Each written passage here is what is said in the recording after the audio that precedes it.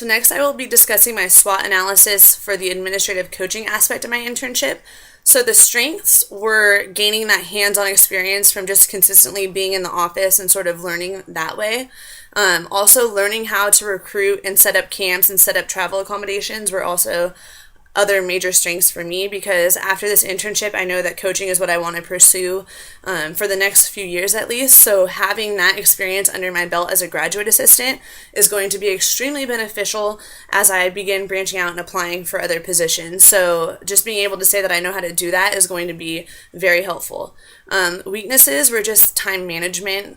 I realized that as I took on more of an assistant coach's role, it was a lot more difficult to stay on top of schoolwork, stay on top of my internship, stay on top of being so focused out there on the field with the athletes, just because it added a whole nother job to what I had to do. So I really understand now why there is a graduate assistant position for students, because it's really, really difficult to be a full-time assistant head coach and a full-time student.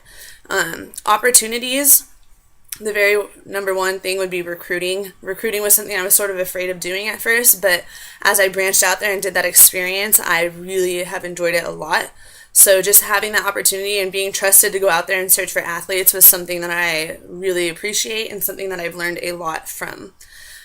Also, just while I'm out recruiting, networking with other coaches. That was another amazing opportunity, because not only are you creating relationships, but you're also learning more about the game, learning different philosophies, discussing certain things, and just building those relationships throughout time has really been something that I've really, really enjoyed doing. Also, the other really big opportunity, I mentioned it earlier, was just having that opportunity to take on an assistant role. Even though that's not technically my title, I'm very grateful that I was given the opportunity to have those responsibilities under my belt, and I'm very thankful for that.